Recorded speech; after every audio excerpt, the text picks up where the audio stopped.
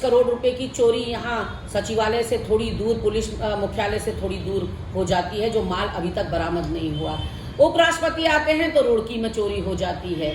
दिन दहाड़े हत्याएं हो रही हैं, लूट, डकैती, बलात्कार आम हो गए हैं। देवभूमि जहां के लोगों को भोला भाला और सीधा साधा समझा जाता है, तो कहीं ना कहीं पुलिस प्रशासन का रसूख जो है अपराधियों से बिल्कुल हट गया है। और मैं और एक कदम आगे बढ़कर कहूंगी कि संरक्षण प्राप्त हो रहा है सत्तारूढ़ दल का इस तरह के अपराधियों को। भर्ती घोटाले में देखिए, हाकम सिंह, नितिन चौहान, संजय धारीवाल पाए गए मुख्य आरोपी के रूप में। तो कोई किस्म का किसी प्रवृत्ति का अपराध यहाँ हो रहा है, उसमें जो है संलिप्तता सत्तारूढ़ दल के कार्यकर्ताओं, पार्षदों और पदाधिकारियों की हो रही है।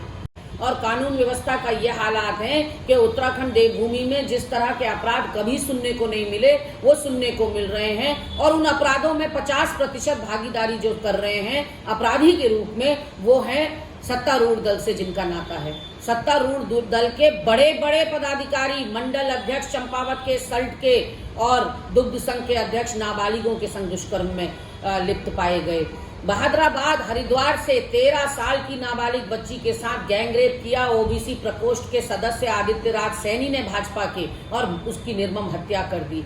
उसके अलावा यहाँ खालिद मंसूरी को पकड़ा गया है सहारनपुर पुलिस के द्वारा, जिसे आपने विकास नगर मस्जिद का जो है सदर घोषित कर दिया था।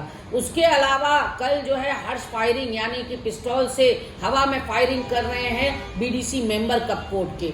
इसके अलावा अब आप देखिए कि एक नया मामला उत्तरकाशी से आया है, जहां पर युवक युवती ने जो पार्षदगण करते थे, लेकिन आज प्रशासन के हवाले आपने सब कुछ कर दिया। और तो और प्रशासक बैठाए जाने के बाद जो पूर्व जिलाधिकारी हैं, वो बार बार ये बता रहे हैं कि निकायों में किस कदर घपले घोटाले हुए हैं, भ्रष्टाचार हुआ है। उन्होंने उजागर किए हैं भ्रष्टाचार। उन्होंने कहा है, पूर्व जिलाधिकारी सोनिका जो यहाँ थी, उन्होंने कहा नगर निगम देहरादून में तो जितनी भूमि नगर निगम के पास 2016 में थी, उसकी 50% भी नहीं बची है। तो ऐसे में सारी भूमि गई कहाँ, किन कब्जाधारियों को दे दी। और तो और पूर्व मेयर सुनील उनियाल गामा के ऊपर आय से अधिक संपत्ति का मामला आया, उसको भी सरकार मक्खी की तरह निगल गई। और अब आप देखिए कि 1 साल पूरा होने जा रहा है, बार बार फटकार लगने के बाद भी ये सरकार नहीं चेत रही है, क्योंकि इनको पता है कि इस वक्त यदि निकाय चुनाव या पंचायत चुनाव हुए तो इनका सुपड़ा साफ होना निश्चित है। साथ ही साथ जो शहर में अभी घटनाएं घट रही हैं महिलाओं के साथ, और मौजूदा सरकार जो अभी बीजेपी है, क्या कुछ कहेंगे, क्या नजरिए से देखते हैं अभी इस पूरी तरह से निष्क्रिय और अकर्मण्य शासन चल रहा है, कानून व्यवस्था पटरी।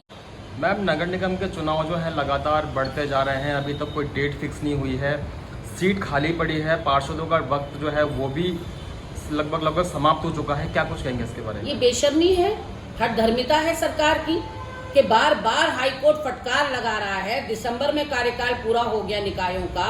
हाईकोर्ट ने साफ तौर पे कहा कि जब कार्यकाल समाप्त होने वाला होता है, उसके 6 महीने पहले से ही आपको प्रक्रिया शुरू कर देनी चाहिए चुनाव की। आपकी चाहे जनगणना है, चाहे आपका आरक्षण है, चाहे परिसीमन है, वो जितनी भी आपको फॉर्मेलिटीज करनी थी, वो दिसंबर से पहले कर लेनी चाहिए थी।